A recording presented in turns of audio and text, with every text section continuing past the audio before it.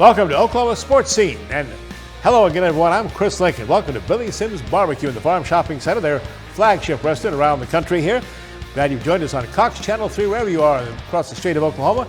We're on, of course, Wednesdays and Fridays at 10:30, Saturday at 11 p.m. And, of course, anywhere in the world, you can watch Oklahoma Sports Scene on YouTube. Let's take a look at our show lineup for this week. Matt Pinto will join us, the voice of the Oklahoma City Thunder, to wrap up an incredible season for this very young Thunder team. James Hale will be with us to talk about OU football 2023, looking at spring practice, spring game coming up, and previewing the 23 season, hopefully a bounce back for the Oklahoma Sooners. NFL draft, Jean Barrett will be here, an NFL alum himself, playing for the San Francisco 49ers after his days at TU, and he'll be talking about a very special event, the ultimate draft party for the NFL draft next week right here in Tulsa. And Andrew Warren will join us. He is the owner of Raise Cain. He has a starter for the Kentucky Derby, his first Kentucky Derby starter. The Warren's a great name in horse racing, and Andrew, next generation, to take one to the Churchill Downs. Take a look now at the Tulsa World Hot Topics for the week. Boomer Sooner, how about those women gymnastics? They continue their dominance. The NCAA Championship won their second consecutive national title. They're sixth in the last 9 years. That's an NCAA record. They posted a 198.3875 total, tying the highest ever score in the NCAA gymnastics finals. Top-seeded Sooners led the entire way, with Florida, Utah, and LSU finishing behind them. OU head coach K.J. Kimler summed it up best when he just said what these women did today was absolutely incredible. Tulsa Ice season came to an end. They finished the season with 3 games in Utah, losing in the season finale 5-0. Their final record on the 82-game schedule, 22 wins, 41 losses, 8 ties, 53 points. They finished 7th in the ECHL's Mountain Division. Tulsa's top goal scorer, by the way, was Eddie Matsushima with 28 goals on the season. Maxim Golad led in assists with 31. Leading goalkeeper Colton Ellis with 12 wins, 3.46 goals against average. Oilers, by the way, held their annual season-ending season ticket holder party this past Tuesday at the BLK Center. FC Tulsa, their first home game and their first home loss in their record. They suffered their first home loss, a tight 2-1 decision. Undefeated Eastern Conference champion Charlton Battery beat him 2-1. After giving up a goal 4 minutes into the action, Tulsa tied the match at 1-1. Goals by Marcus Epps in the 14th minute. Charleston got the game winner, though, on a goal in the 50th minute in the second half, then shut out FC Tulsa the rest of the way. After an open date this weekend, FC Tulsa returns to One Oak Field for a match on Saturday, April the 29th, to host Sacramento Republic, the game at 5 p.m. Tulsa Drillers have a homestand coming up April the 18th through the 23rd. Coming off their first road trip, 6 games in Midland, Texas. They won 4 of those games. They come here with a 6-2 record to take on their rival Wichita. That's the 18th through the 23rd at One Oak Field. Get out and support the Drillers. MLB speeds up the play. Major League Baseball rule changes. That pitch clock, batter's clock, cut out 30 minutes of wasted time in the first 2 weeks of the 2023 season. From 3 hours and 7 minutes, it's now down to 2 hours and 37 minutes. Scoring is up. Batting average is also up some 20 points. Another big story in baseball, Tampa Bay Rays had a 13-game win streak, tied the modern record for winning in the start of the season. They had their first loss this past Friday, though, losing at Toronto 6-3. April 15th, every Major League player wore number 42 in tribute to Jackie Robinson. The legendary Brooklyn Dodgers star broke the color barrier of 1947. He changed everything with his class, his courage, and his talent. Tulsa Oilers football had their home opener for 7,674 fans into the BLK Center to watch this first indoor game. Oilers expansion team fell to 0-3 in the young season despite scoring the most points so far with 42 points. Oilers now go on the road to Iowa this Saturday, then return to the BLK Center the 29th to host the Arizona Rattlers. University of Tulsa's moved its kickoff to start the 23 season, announcing they're moving the game up 2 days. The kickoff now for new head coach Kevin Wilson on Thursday night, August 31st. They'll take on Arkansas Pine Bluff, H.A. Chapman Stadium. Former Oklahoma coach Bob Stoops' XFL team suffered a tough 28-26 overtime loss at Washington this past Sunday. Leaves the Renegades with a 4-5 record, but they're 2-3 in the South Division, still alive for one of the 2 playoff spots there. Next, the radio voice of the Oklahoma City Thunder, Matt Pinto, wraps up an unbelievable season for the Oklahoma City Thunder, NBA's youngest team. That's straight ahead. Glad you're with us on Oklahoma Sports Scene.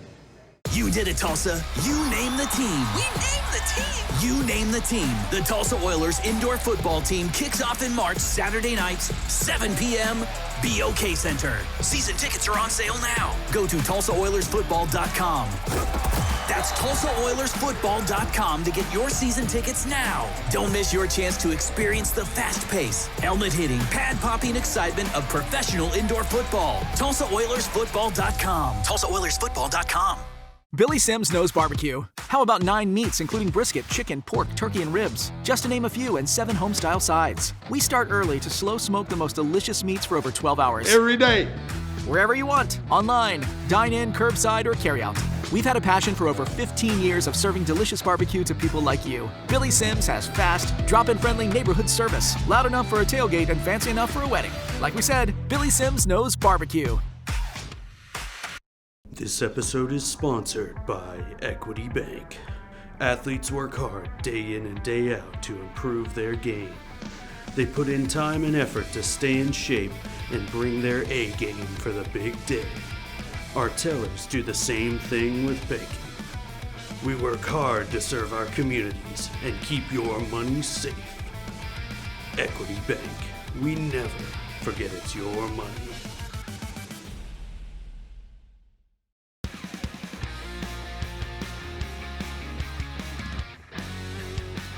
Well, it's over. The Oklahoma City Thunder's season ending with a second-round playoff loss at Minnesota.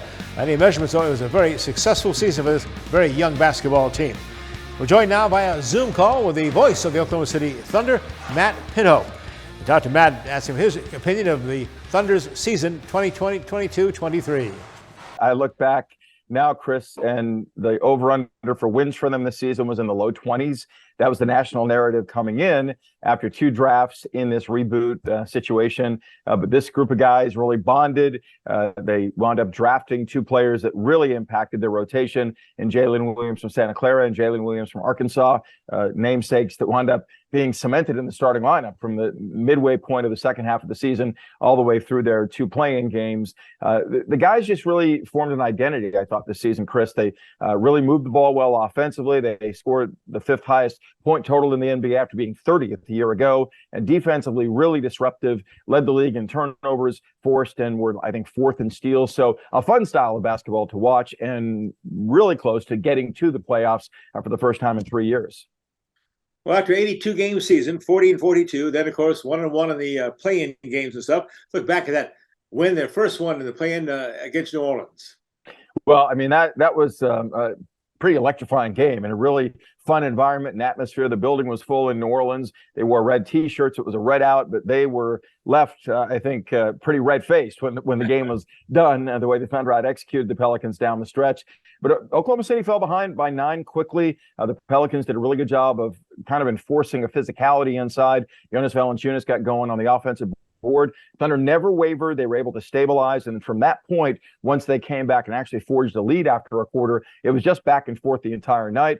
Thunder actually were down by a point in the final 30 seconds. Shai makes an incredible left baseline floater off of one leg to give them the lead. And from there, they made clutch free throws to preserve a 5-point victory. It was a fun night, a night of celebration. I think the guys recognized they had earned the opportunity and then really maximized that opportunity the way that they did. Season ended, of course, in Minnesota. Ended up with our worst shooting night of the season. Only 3 times this year, but held up 100 points, and tough way to end, but still a lot of promise. Yeah, there's no doubt. And I think the guys maintained that perspective after the game. Shai Gilgeous-Alexander talked about he felt like this group turned a corner of sorts and feels really excited about the future. Keep in mind, this team didn't have the 2nd pick in the draft, Chet Holmgren, at their disposal during the course of this season as a result of the Lisfranc injury he suffered back before the season started. But everything's trending incredibly favorably for him to be ready from training camp on next season. You know, a lot of guys up for some postseason honors, including our head coach, just in his 3rd season. Mark Dyche, we didn't know much about him. We knew, of course, he had the Thunder play-in squad and stuff like that. But what a job he has done, and now one of the finalists for NBA Coach of the Year. Yeah, I mean, he maintains a demeanor on the sideline, Chris, that I think lends itself to calmness. He's very competitive, but it doesn't get the best of him during the throes of games. And even in moments that they were challenged in the play-in game in New Orleans, all the guys after talked about how him maintaining composure helps them do the same, despite the fact they were the youngest team in the NBA this season, second youngest all time. But I think Mark really has established a system that the guys like playing. Multiple initiators of the offense. Everybody touches it. There's kind of an equal opportunity to do damage to the opposing defense. And then this team really imposes its length on the defensive end of the floor. He's really built a structure on both sides of the ball that complements the talents on this team. And he's to be commended. There's no question. I don't know that he'll win Coach of the Year, but he's in as a finalist. I suspect Mike Brown of Sacramento will walk off with that honor. But Mark receives a ton of accolades. And I think this team became known as a 48-minute team by opponents. And that's a pretty high compliment in this business. Talk about the key players now. Of course, it starts with SGA, Shai Gilgeous-Alexander, a finalist for Most Improved Player, averaging 31.4 points a season. What an incredible season for SGA. Yeah, the last time a player had a year like this, Chris, it was Steph Curry with the Golden State Warriors in 15-16. He won the MVP. So the debate over should Shai be a first-team All-NBA selection is pretty silly because he did it on both sides of the ball. He was fourth in the league in steals, led all guards in blocks, and then was fourth in scoring, got to the free throw line almost 11 times a game, was the highest percentage free throw shooter for a guy to accomplish 10 or more free throw attempts a night in NBA history. So really he put his indelible imprint on everything that was Thunder this season. And the fun thing about him is he's humble in the way he approaches things. He doesn't get out of whack or out of sorts about individual accolades, but I think he's a stabilizing leader on this team that is still hungry. He'll continue to improve, which has got to be scary for the rest of the NBA.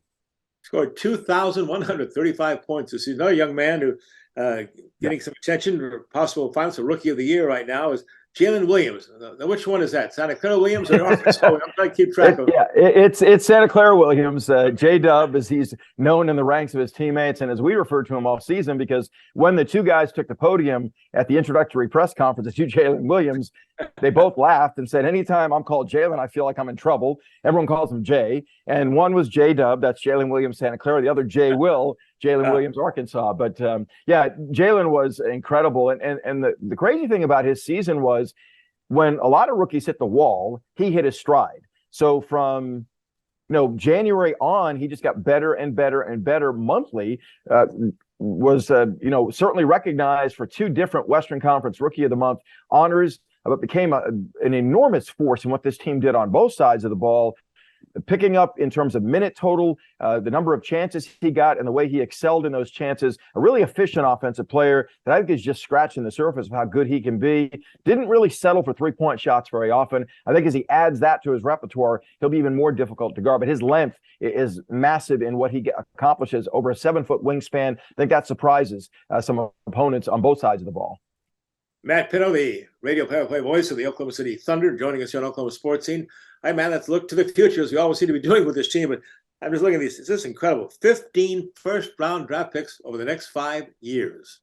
Yeah, and I think Sam Presti has made it known. He's been very transparent when this team moved in this direction that it's got to happen through the draft. And so this team this season will have a late lottery pick as it's slotted. Now, if they get really lucky and get a top 4 pick, all the better. They need to get really lucky. The odds are against that happening. But with all that draft capital, Chris, he will use that at some point more than likely to augment this roster with veteran talent, maybe tap in through the trade market by using those picks. But right now, it's full steam ahead in utilizing the draft picks they have and structuring the roster, layering the talent, and continuing to draft well and bringing guys that really fit the Thunder DNA. And that is guys that are unselfish, that play the right way, that will buy into what the structure of the system is all about. Everybody looking forward to finally seeing Chet Holmgren, of course, number 2 pick in the draft last year by the Thunder, out the entire season with a preseason foot injury. What are your prospects, you think, for him? What do you expect out of Chet? Well, just in the time that I've seen him around the team, he's got a really high degree of competitiveness, a player that I think will bring toughness, even though he's got a slim frame, a rim protector, which this team at times really needed, and a guy that I think will fight at both ends of the floor, which his teammates are excited about. I mean, they saw his commitment to the game in the multiple rehab processes he went through because he had surgery a couple of different times this season. So everybody's excited for him to jump into the fray. Incredibly talented for a guy that's 7'1", might still be growing a little bit. He's got guard-like skills, a perimeter shot, can post up in favorable matchups. And then defensively, he's going to be a rim protector, and I think will be a guy that makes a massive difference on the inside. Man, I can't imagine how many miles you guys put in this season and stuff. What are your plans? What are the team's plans? When do they get back together again? Well, they'll have the summer league structure, and I know for certain they'll compete in Las Vegas in July. Last season, they took advantage of the Salt Lake mini summer league. Prior to that, I'm not sure what their plans are around that, but I know that they'll field a team, at least in Las Vegas. They'll do the things that a team that's committed to continue to move forward and build a contending squad for the future with different pockets of time. When Shai Gilgeous-Alexander really instrumental in that a season ago, in times when the league doesn't allow organized activities, he got the guys together multiple times. They'll do that again this offseason. They're excited about what they accomplished this season. They don't care about what the narrative is outside of their locker room. They believed in themselves, and that certainly translated to 40 wins in the regular season, getting into the play-in and really coming close to the playoffs. I think they believe that the bar is elevated. They play to a certain level and standard, that they don't care what others think of it. They're all about the commitment to it. So I think fans are going to be really excited about what rolls out from here, given what this team accomplished this season. Well, Matt, we sure enjoyed listening, following you all season long. Thanks for your great reporting with the Thunder here, and we're looking forward to already 23-24 and even better things with the Thunder basketball team. Thanks for joining us, Matt. Thank you so much, Chris. We're going to come back, talk football next. OU spring football when we return on Oklahoma Sports Scene. You did it, Tulsa. You name the team. We name the team. You name the team. The Tulsa Oilers indoor football team kicks off in March, Saturday nights, 7 p.m., BOK Center. Season tickets are on sale now. Go to TulsaOilersFootball.com. That's TulsaOilersFootball.com to get your season tickets now. Don't miss your chance to experience the fast pace, helmet-hitting, pad-popping excitement of professional indoor football. TulsaOilersFootball.com. TulsaOilersFootball.com. Billy Sims knows barbecue. How about 9 meats, including brisket, chicken, pork, turkey, and ribs? Just to name a few, and 7 home-style sides. We start early to slow smoke the most delicious meats for over 12 hours. Every day. Wherever you want, online, dine-in, curbside, or carry-out. We've had a passion for over 15 years of serving delicious barbecue to people like you. Billy Sims has fast, drop-in friendly neighborhood service, loud enough for a tailgate and fancy enough for a wedding. Like we said, Billy Sims knows barbecue. Remington Park Racing returns with the 2023 Spring Quarter Horse season, running from March 9 to June 3rd. $1 million races, multiple Saturday programs featuring the best horses in big money action, and racing champions all competing throughout the season. The normal Remington Park Racing Week is Thursday through Sunday. First race at 6 p.m. nightly, Sunday afternoon racing 4 p.m. The top quarter horse paint and Appaloosa racing season continues through June 3rd at Remington Park.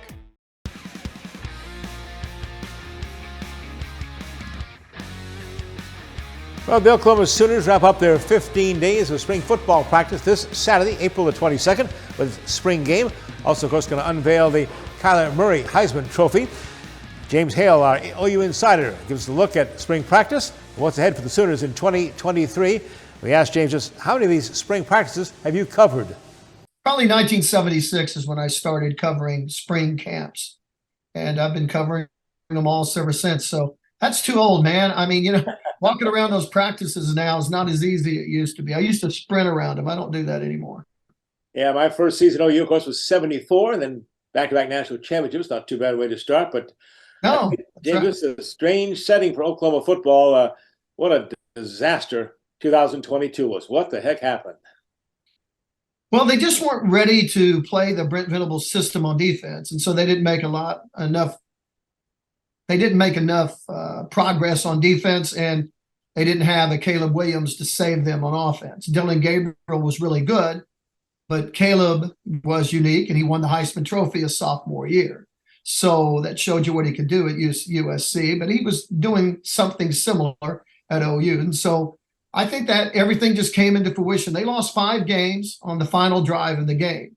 So their defense couldn't get off the field, or their offense couldn't make enough plays to win the game. And so they just got to get better. And Brent said that over and over again. This spring, they got to have major improvement. He's brought in 29 new players to do just that.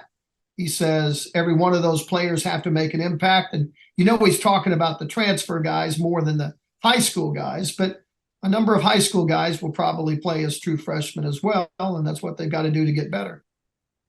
Again, 2022, just hard to believe. 6-7, first losing record a Sooner team has had in a quarter of a century. 3-6, tied with Kansas and West Virginia for next to last in the Big 12 conference. And again, this not numbers Oklahoma fans are used to or want to put up with very long. No, they don't. And, and so some people are already questioning, about Brent. But look, Brent's kept a positive mindset about this. He has a game plan. He knows what this program needs to do. Even though Lincoln Riley was winning, he wasn't winning the way that Brent Venables thinks you can win a national championship. Lincoln always had spectacular quarterbacks that kind of masked a lot of the deficiencies maybe OU had in other areas. And Dylan is a really good quarterback again, so I'm not trying to say he's not good. But Brent believes you've got to win with a great defense. And even though he even studied Alex Grinch's defense the second year, he didn't feel that was the kind of concept that you could win at the biggest level. Now, he's won at the biggest level running his defense. He's won at Clemson. He won at Oklahoma. So he has an idea how to win at this level. But installing this defense was such a major change for the guys that I just think I don't think they ever caught on totally last year. We saw it with mistakes that were made, guys running freeze in the secondary, guys making big runs. They couldn't stop the run at times. So I think it all just came together negatively against them, and that's why you had the problem. Look, Oklahoma's defense should be able to stop a team like West Virginia or somebody, the Texas Tech on the very last drive of the game. I mean, you should have confidence that those guys can go on the field and stop them, and you never had confidence they can do that last year. So that's the thing in the spring. Get better on defense. Make sure, you can be more competitive there. And the second year in the defense should really help this team. Well, I know, of course, you have limited access to spring football, but from what we've had more access this spring, Chris, than really? We've had in years. He's let us come out to practice. He's letting us come out tomorrow. That's great. We've had more access than we've had in years. Well, with that knowledge, then, are you encouraged? What do you think of this 2023 Sooner team? Well, they look like they're a better team. I can see Stutzman and Kanik playing better at linebacker. They're reacting better. They understand better. They're not having to be coached up every time like they were last year. The influx of guys like Boatroyd at defensive end, the transfer from Wake Forest, has made a major difference. It's not going to surprise me if he doesn't start. I think that Lacey and Trace Ford has not gone through much contact, but I think he's going to be a major factor at defensive end. Lacey inside is going to be that way too. Sears inside. So the influx of talent, and they're just so much deeper in the secondary. Adding Pearson from Texas Tech has been a big boom for that team, and Dolby at corner linebacker too. Those guys have been good. Now, Gentry Williams has been slowed because of that injury that he suffered at the end of training camp, but he's back and he is going through some things. I hope he plays on Saturday at the spring game. But there's an influx of talent there that they didn't have. And the cheetah position with Justin Harrington and Deshaun McCullough that's come in from Indiana, that position, even though Deshaun White was pretty good there last year, I think is going to be a lot better with these two guys here. They're just more athletic. They're more physical. And they fit that cheetah position. So, yeah, I'm pretty impressed with what I've seen. Now, the offensive line has been decimated by injuries. The fact that Bill Bedenbaugh's running 2 units out there is a miracle, I think. You've got 2 starting tackles that haven't been going through the spring. Wide receiver, we're still waiting to see who's going to emerge and who's really going to be a guy. But, they just look better to me. I think they're going to be. I don't think there's any doubt about it. They don't talk about the 6 and 7 except in reference of, that's not us. We can get better. And I think they can, and I think they will. Let's talk about the big doings on Saturday there. It all starts at 11:30 at the Heisman Garden there. They're going to unveil the statue for Kyler Murray and talk about his impact and what that ought to be like. Well, Kyler was kind of a one-hit wonder, wasn't he? I mean, he was there for 2 or 3 years, but, he redshirted 1 year and played behind Baker. And Baker stays another year. That shocks him. But he doesn't transfer. He stayed, worked with Lincoln Riley, and become a better player, and then had one of the best single seasons we've ever seen for a quarterback at OU. Kyler's a neat guy. He's a cool guy. He's always nice when he sees people, and he's quiet, though. He's not going to stop and chat you up or anything, but he is going to wave at you and ask you how you're doing.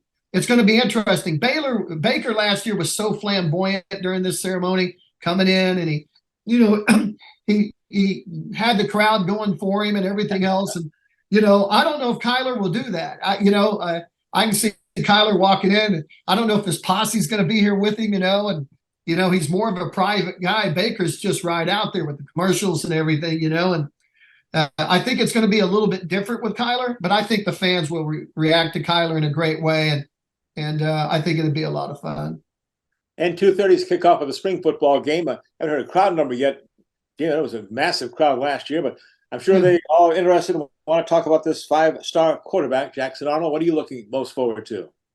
Well, Jackson has been really good at camp. So far, he's looked as good as advertised. I mean, he's looked like a big-time quarterback. He throws guys open. He throws on time. He's a good runner. He's a modern-day quarterback that can run the zone read and beat you there and throws the deep balls. So he looks as good as advertised. So see, right there, OU's better at quarterback. If something happens to Dillon, I'm very confident OU will play a quarterback that can make plays and keep the offense going and win a game for you. And Jackson Arnold. So I think he is going to be the backup quarterback. I think that's just a major improvement there. The defense has won the last couple of scrimmages. That's been interesting to watch. The defense is beginning to come on because the offensive line is so beat up, and they can't get well in 1 week in the offensive line. But that unit's going to be whole when Rouse gets healthy, and Scheffler can move back inside, and they get Taylor back, and that group's going to be healthy. By the time next year rolls around, and I think offensively, look, Dylan Gabriel has a chance to throw for 1,500 yards in his career. I mean, that's pretty exceptional, but I look forward to seeing Jackson and seeing if the other two backup quarterbacks have actually improved. It all starts surreal, of course. September the 2nd, Arkansas State comes to Norman, then SMU, and then people here in Tulsa looking forward to a rematch with Kevin Wilson and his old Sooner team. September 16th, the Sooners come into Chapman Stadium here in Tulsa. Well, that's going to be cool. Last time I was there, I had to sit in the stands because there was such an overflow of media. And I remember doing that. So I don't know, what that's going to be like, but I'm sure it'll be similar. OU's schedule lines up really well for them. There's not really teams on this schedule that OU's got a fear or anything. They know they can win games. They've got a non-conference schedule they can handle. Even though the intrigue of traveling to Tulsa to take on Kevin Wilson, I think, is really interesting. And but the schedule really lines up for OU to have a big year. It lines up for OU to be able to turn their program around in a positive thing before they go face that war chest that's going to be in the SEC the next year. And, that's going to be a war daddy, and that's going to be tough. But, this year is a matter of just getting better and improving. Brent talks about it every time we talk to him, and he thinks they're accomplishing that. He thinks they're an intelligent football team. He loves their get to. And so I hope it looks like that on Saturday. James Hale, our OU insider. James, always glad to be talking to you. CBS Sports Radio, 105.3 HD1 in Oklahoma City. Diehard Sooner recruit. He's got all the inside information. That's why he's such a great asset for us. James, thanks for joining us. Appreciate it, buddy. Hey, anytime, man. You guys just call and I'm there for you. Okay, NFL Draft, of course, coming up this week. We're going to have an NFL Draft Party preview for you next on Oklahoma Sports Scene. You did it, Tulsa. You name the team. We name the team. You name the team. The Tulsa Oilers indoor football team kicks off in March, Saturday nights, 7 p.m., BOK Center. Season tickets are on sale now. Go to TulsaOilersFootball.com. That's TulsaOilersFootball.com to get your season tickets now. Don't miss your chance to experience the fast pace, helmet-hitting, pad-popping excitement of professional indoor football. TulsaOilersFootball.com. TulsaOilersFootball.com. This episode is sponsored by Equity Bank. Athletes work hard day in and day out to improve their game. They put in time and effort to stay in shape and bring their A game for the big day. Our tellers do the same thing with bacon. We work hard to serve our communities and keep your money safe. Equity Bank, we never forget it's your money. Hi, I'm the Big O Jerry Ostrowski, former University of Tulsa football player as well as Buffalo Bill, and you're watching the Oklahoma Sports Scene right here. Remington Park Racing returns with the 2023 Spring Quarter Horse season, running from March 9 to June 3rd. $1 million races, multiple Saturday programs featuring the best horses in big money action, and racing champions all competing throughout the season. The normal Remington Park Racing Week is Thursday through Sunday. First race at 6 p.m. nightly, Sunday afternoon racing, 4 p.m. The top quarter horse paint and Appaloosa racing season continues through June 3rd at Remington Park.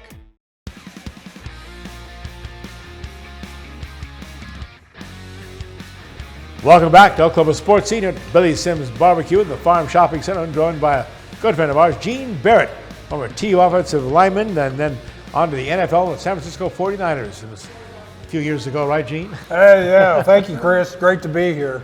Big event coming up Thursday, of course, the National Football League annual draft. And I think back to when you were drafted, the 44th pick, second round, 1972. Didn't make quite as big a deal out of that, the draft then, did they, as they do on 3 days on ESPN and NFL Network? Yeah, it's changed a whole lot. I think I got a phone call from the 49ers that afternoon, said, hey, you're drafted. And oh, okay, good. You know, what else? So it was pretty short and sweet back in those days. Well, we're talking about this as being the ultimate NFL draft party. Tell us what's in store on Thursday night at the Hard Rock Casino out in Catoosa. It should be a great event. It's going to be a great event. We got a great master of ceremonies. Mr. Chris Lincoln's going to come out and help us out. But our Oklahoma former NFL players has a couple of fundraising events every year. This is one of them. We also have a golf tournament normally. And we raise money for Oklahoma high school athletic programs. All the money that we raise goes to high school athletics. And at the Hard Rock on April 27th, Thursday, next week, we're going to give away $35,000 to 14 high school athletic programs. And most people don't understand, but the average athletic department is seriously underfunded. They get very little or no funds from the normal school budget, and they have to go out and depend upon gate receipts and fundraising. And so it's a very difficult thing when you're a head coach and you'll show up and you get congratulated for being a head coach, and they go, what's my budget? So, well, you got $100 and whatever you can raise. Well, I'll tell you, you guys done a great job. The former NFL players in the state of Oklahoma formed an association, and for the last, my God, 7 or 8 years, been raising money like this with different events you had. Yeah, we actually started about 15 years ago over in Oklahoma City. They had a fundraising event over there. That was all tied to the what became the Oklahoma, Pro Hall of Fame over there, and Lynn Draper was kind of a volunteer that helped us with that. We had several golf tournaments over there, and then we passed the baton, brought it back over here, and so we've had most of our events out at the Hard Rock, and the Cherokee Nation has been a big supporter of ours and helped underwrite our program, and they'll be our major sponsor next Thursday, April 27th. And so we're excited about having the event, and we'll have about 45 former NFL players there and expecting over 200 people all together. Just come out and have fun. We'll give away our money. We'll watch the draft. We'll play a couple of games and have what we call ballpark food, with just hamburgers and hot dogs, and we'll even have a few adult beverages. What about tickets? How do people get tickets to this event? Their tickets are $100 a piece, or you can buy 12 for $1,000 and bring out your friends, bring out young people. They can get autographs. Like I said, Billy Sims will be there, Joe Washington, R.W. McQuarters, Steve August, Paul Smith. We've got a number of people that are going to be there. They'll just get a picture. You can get a picture with them. You can get an autograph. We're going to have a few auction items, silent auction items. We're auctioning off about 6 rounds of golf, and each round of golf will have a former NFL player with it. Oh, fun. Steve Largent has been kind enough to donate a round of golf at Southern Hills, and then he's going to play with whoever picks up that round. And I have to be careful. He's a pretty good golfer, so that would really be a great time. But R.W. McQuarters is going to play. Steve August is going to play. We have a round that was donated from the Oaks Country Club, Tulsa Country Club, of course the Cherokee Hills out where the Hard Rock is. I believe Cedar Brook is Cedar Ridge has donated a round of golf, so it's got a good time. And then the grandfather of our organization, Steve Owens, has donated a Heisman Trophy autographed football, which has about 22 autographs on it, and we're going to we'll auction that off as well. That's priceless. It really is when you look at all the names, especially with all the influence that Oklahoma athletes have had on there. So. Yeah, 7 Heisman Trophy winners. In fact, they're about to unveil the statue of the most recent one, Kyler Murray, this Saturday before the spring football game down in Norman. That's going to be at 11 o'clock in the morning, then the game at 2:30.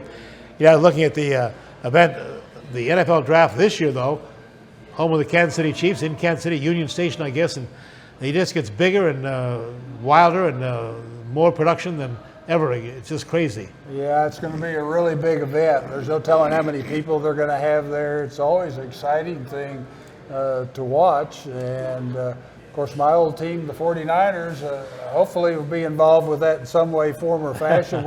We went from having too many quarterbacks to no quarterbacks, and now we don't know what we're going to do. But every time we get a good one, we lose him. 1973 to 1980. So when this gentleman here, Jean Barrett, played the offensive line of the San Francisco 49ers, was starting lineman there. And Gene, I know your timing maybe wasn't the best in terms of the Super Bowl, was it? No, I played 9 years. We had 6 head coaches in 9 years. I did play with some pretty infamous people. Started with John Brody and Steve Spurrier. And then another guy you might recognize, O.J. Simpson. He was there for a couple of years. And then finished up with Joe Montana, Dwight Clark, and so it was really interesting. But I had a good career. Wish I could have played a couple more years because the following year after I retired, they won the Super Bowl, which was pretty amazing.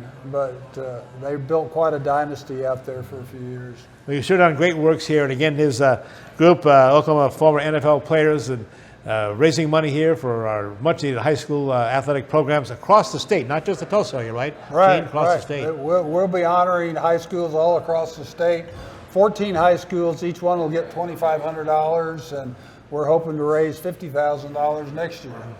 Well, the event, again, is the ultimate NFL draft party this coming Thursday, April 27th, the Hard Rock Casino out in Catoosa there, 6 p.m. to 11 p.m., $100 a ticket, but that includes all the food, the drink, and a great opportunity to meet. How many NFL players, former players, you said probably, Gene? We'll have 45 players, and you can actually go to our website, which is oklahomaproplayers.com, oklahomaproplayers.com. We have all the information there, and you can buy a ticket, my name and numbers there. You give me a call, whatever. We'll do whatever we can to sell a few tickets.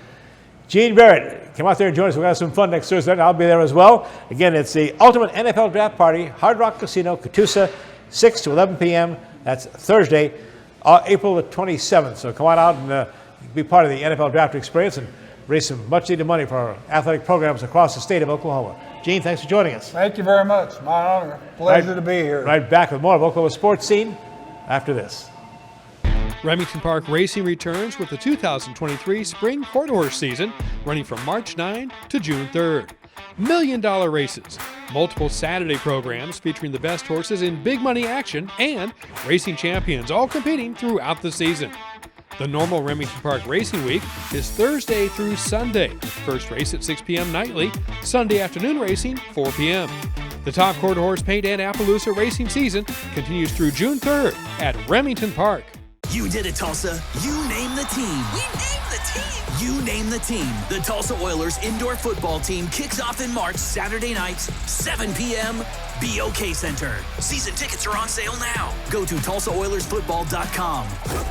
That's TulsaOilersFootball.com to get your season tickets now. Don't miss your chance to experience the fast pace, helmet-hitting, pad-popping excitement of professional indoor football. TulsaOilersFootball.com. TulsaOilersFootball.com. Billy Sims knows barbecue. How about 9 meats, including brisket, chicken, pork, turkey, and ribs? Just to name a few, and 7 home-style sides. We start early to slow smoke the most delicious meats for over 12 hours. Every day. Wherever you want, online, dine in, curbside, or carry out. We've had a passion for over 15 years of serving delicious barbecue to people like you. Billy Sims has fast, drop-in friendly neighborhood service, loud enough for a tailgate and fancy enough for a wedding. Like we said, Billy Sims knows barbecue.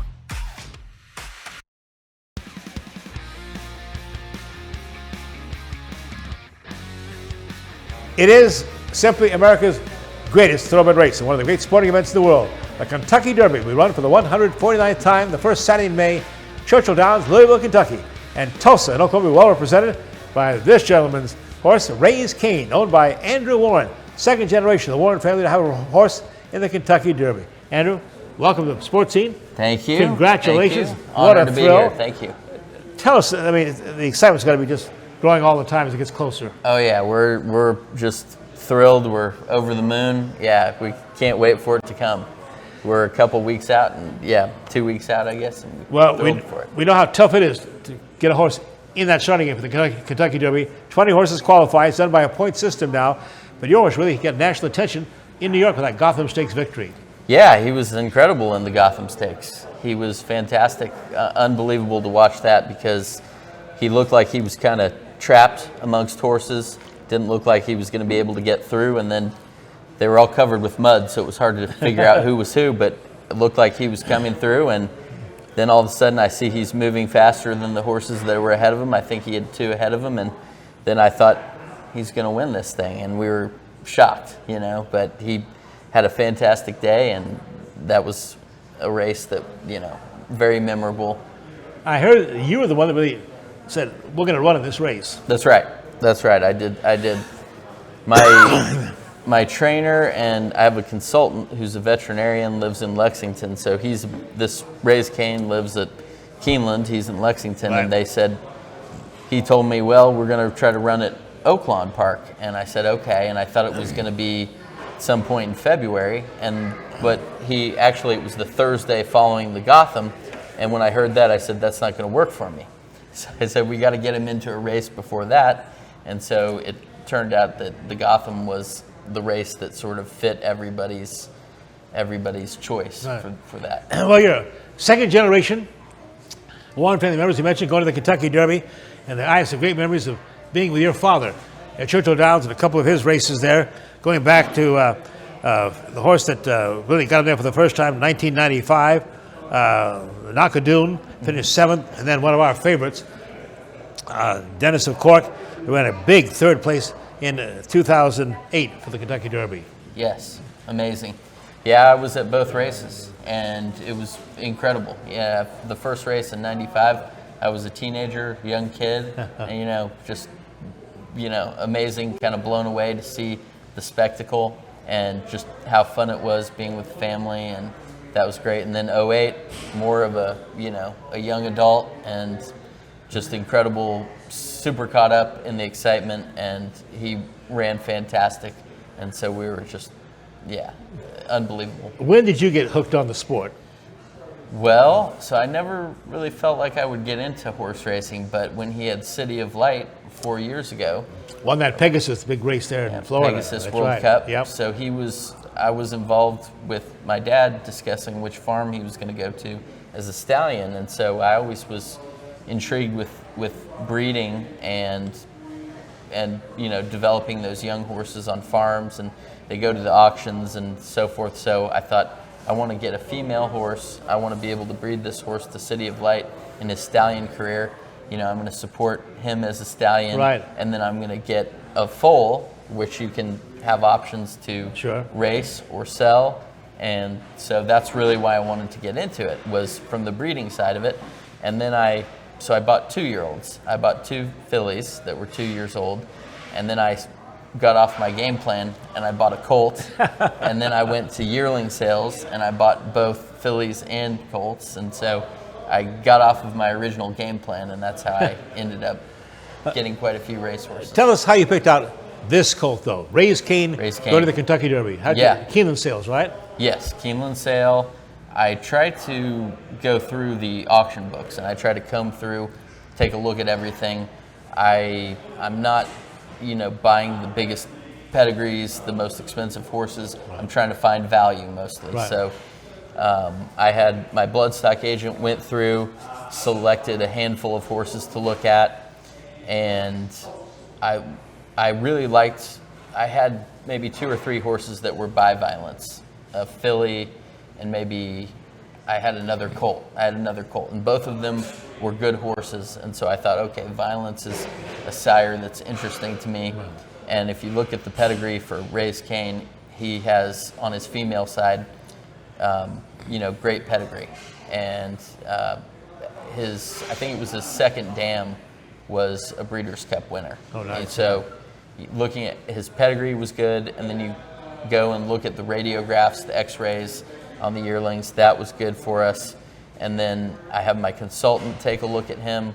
Consultant liked him. So, then it just became a matter of, is it going to fit into the budget? And so that ended up being a fit, when you have all those factors line up. Raised Cain's prep race for this Kentucky Derby was the Bluegrass Stakes at Keeneland, one of the toughest races going in. I know, fair or not, the jockey took quite a bit of criticism in that race in the media afterwards. Did he? Well, I didn't see it, but looking at the replay, I thought he didn't move quite fast enough early on in the first furlong, and then thereafter, I think he moved a little too quick at times, and it just seemed like he didn't save enough ground. So he covered a lot of ground there, and so I would have liked a better trip for him. I'm sure your dad has told you this too. The Kentucky Derby especially is a real jockey's race. Got a full field of 20, the longest stretch in American racing. You made a switch, it looks like, on riders to a real veteran and a real winner.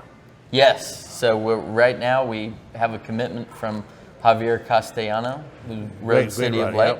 Yep. Rode the Breeders' Cup, was a champion on City of Light, and then won the Pegasus World Cup. So he's obviously a great connection. And the rider who rode Raised Cain in the Gotham, Jose Lescano, he's a guy that we like as well, but he got injured, so he's out for the Derby. So, but we love Javier Castellano. Early Derby odds, by the way, on Raised Cain set at 42-1, but that shouldn't bother you because an Oklahoma horse last year named Rich Strike was 80-1 on the number 20 post, and somehow the last jumps got up and had the second biggest upset in the history of the Kentucky Derby. So good vibes for Oklahoma horses. Absolutely, you go in with long odds, but it was what happens on the day, not what happened previously to that. You got to have your best day that day. I think of the Warren family and all they've done for horse racing, and especially probably your dad. St. Liam had one of his favorite horses, of course, 2005 Horse of the Year, Breeders' Cup Classic winner, accomplished so much, and I know it really meant a lot to your father. Oh, yes. Well, St. Liam, he has 6 children, but St. Liam might be the 7th one. So if he had to trade us for one of us 6 for St. Liam, I think one of us might be gone. So St. Liam was very special. Well, I was excited to cover Mr. Warren's St. Liam and his Breeders' Cup run, and also his 2 Derby horses. So, and we're looking forward to yours as well. So thank you. Let's talk about what your entourage is going to look like on Derby Day. How many family members, how many friends will be there with the Warrens to celebrate at Churchill Downs? Yeah, absolutely. Well, it's going to be great. My wife has been working really hard these past few weeks trying to make preparations. So we've got... Trying to pick out a hat, you mean? You pick out the hat, pick out the dress. Well, who's this pretty one? Yeah, we got my daughter, Valentina. Hi, Valentina. Yeah. She'll have a Derby outfit, I guess, too? Yeah, she's going to try to be matching her mom. Ah. So they're going to have similar outfits. She loves to wear what her mom wears. So, but I think we're going to have 40 friends come with us, and we're going to be hosting a big dinner on the Friday preceding the race. Sure. And so, and we have some shoes. We're getting everybody's shoes. Everybody's got shoes, and they're going to be painted with Raised Cain. So we're... Yeah, why the name? How'd you get the name Raised Cain? Raised Cain, yes. So his father is Violence, okay? So Cain is one of those biblical figures that did some nefarious Notorious things. thing, yes. That's sort of how I came up with it. And I heard Raised Cain Chicken has kind of reached out to you too. What a natural that would be. Yeah, Raising Cane's Chicken. They're interested in sponsorship, and so yeah, I hope that comes through, and we'll see. We're trying to get something figured out with them. It can be challenging though with what the jockey is doing, what the trainer is doing, and getting all that coordinated. So well, Andrew, congratulations again. Thank you so much. Getting a horse inside the Kentucky Derby is a monumental achievement in itself. Yes. Just promise me you'll come back, bring that Kentucky Derby trophy here, and be with us again on Oklahoma Sportscene. Nothing better than that. I would love that. I would love that. That's your horse, folks. Cheer again on Raised Cain, and owned by Andrew Warren and beautiful Runyon. Their whole family here. They'll be there cheering at Churchill Downs and wish the best for the Warrens and bring back the trophy for us. Fantastic. Thank you so much. We're going to come right back with our Remington Race Report. Preview their big futurity coming up next on Oklahoma Sportscene. Billy Sims knows barbecue. How about 9 meats, including brisket, chicken, pork, turkey, and ribs? Just to name a few, and 7 home-style sides. We start early to slow smoke the most delicious meats for over 12 hours. Every day. Wherever you want, online, dine-in, curbside, or carry-out. We've had a passion for over 15 years of serving delicious barbecue to people like you. Billy Sims has fast, drop-in friendly neighborhood service, loud enough for a tailgate and fancy enough for a wedding. Like we said, Billy Sims knows barbecue. You did it, Tulsa. You name the team. We name the team. You name the team. The Tulsa Oilers indoor football team kicks off in March, Saturday nights, 7 p.m., BOK Center. Season tickets are on sale now. Go to TulsaOilersFootball.com. That's TulsaOilersFootball.com to get your season tickets now. Don't miss your chance to experience the fast pace, helmet hitting, pad popping excitement of professional indoor football. TulsaOilersFootball.com. TulsaOilersFootball.com. Remington Park Racing returns with the 2023 Spring Quarter Horse season, running from March 9 to June 3rd. $1 million races, multiple Saturday programs featuring the best horses in big money action, and racing champions all competing throughout the season. The normal Remington Park Racing Week is Thursday through Sunday. First race at 6 p.m. nightly, Sunday afternoon racing 4 p.m. The top quarter horse paint and Appaloosa racing season continues through June 3rd at Remington Park.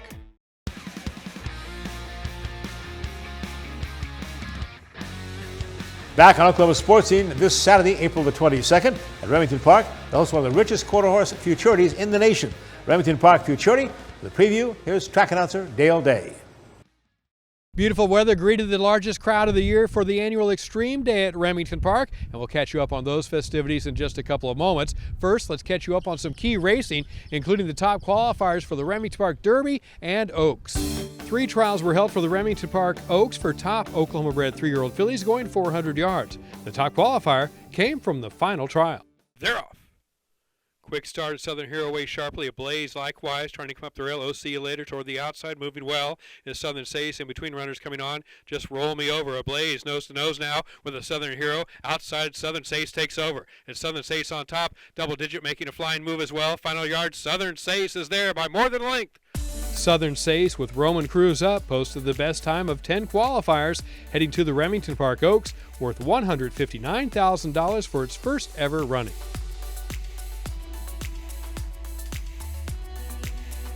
There were 4 trials for the Remington Park Derby, featuring Oklahoma-bred 3-year-olds at 400 yards. The 3rd trial produced the fastest qualifier. They're off. Slow start for Dazzling Drama. Quick start.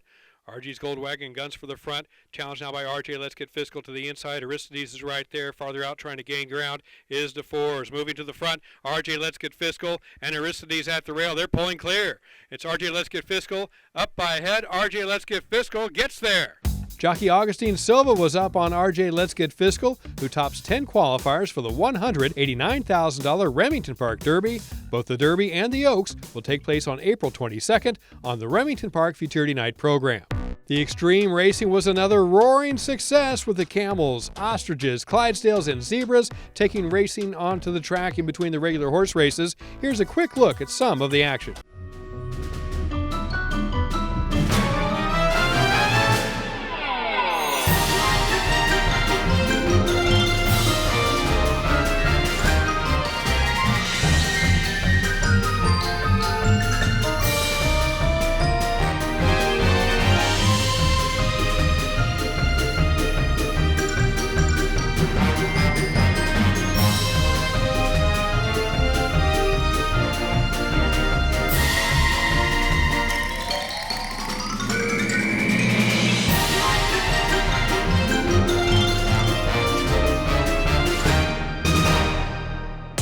Racing continues Thursday through Sunday, April 20th through the 23rd. The first race is 6 p.m. nightly, except on Sunday, April 23rd, when the action begins at 4 p.m. Saturday, May 6th is Kentucky Derby Day. First Remington race is at noon.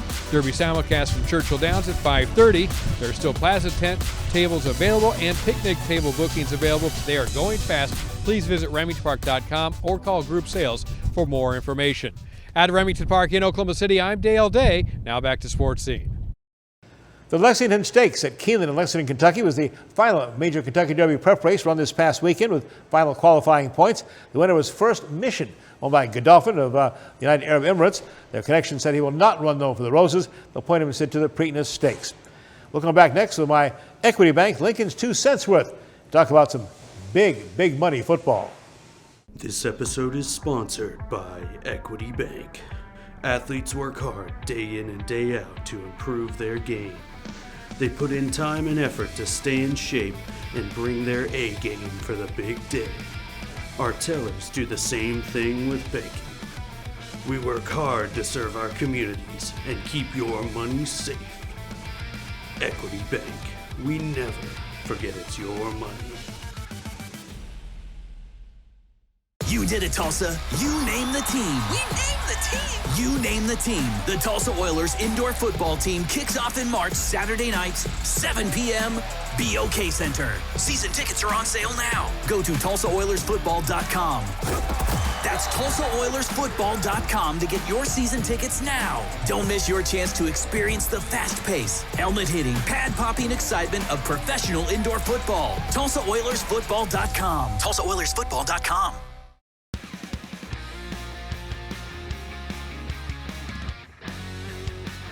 And welcome back to our final segment here at Oklahoma Sports Scene at Billy Sims Barbecue in the Farm Shopping Center. Time now for Equity Bank's Lincoln's 2 cents worth, my sports commentary on the show. We all know football is a big business, a big money business. In the NFL, it's billions, with a recently reported sales price for the Washington Commanders of $6.05 billion. It'll be the biggest price ever paid for a North American sports franchise. It easily zoomed past the former record. That was $4.65 billion paid last year for the Denver Broncos ownership by Walmart heir Rob Walton.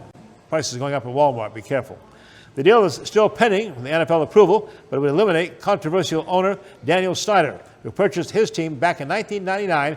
Snyder paid $750 million. $6.05 billion. Not a bad return on an investment. That's my Equity Bank's Lincoln's 2 cents worth. Don't want to miss the show next week, our Kentucky Derby preview show. Talk more about the Run for the Roses the first Saturday in May. Randy Moss, the NBC analyst, will be on the show to talk about the field. Also have a very special guest, Rick Dawson, owner, of course, of Rich Strike, the winner last year of the Kentucky Derby at 80-1. The Oklahoma City man is hopefully will be here on the set with us. He said he'd bring his Kentucky Derby trophy too, so you won't want to miss that. Our Oklahoma Sports Scene show previewing the Kentucky Derby. That'll be next week. Across on Cox Cable Channel 3, Wednesday, Fridays at 10:30, Saturday 11 o'clock, and anywhere around the world you can watch us on YouTube. Until then, we remind you as always on Oklahoma Sports Scene, have a great week, be a good sport.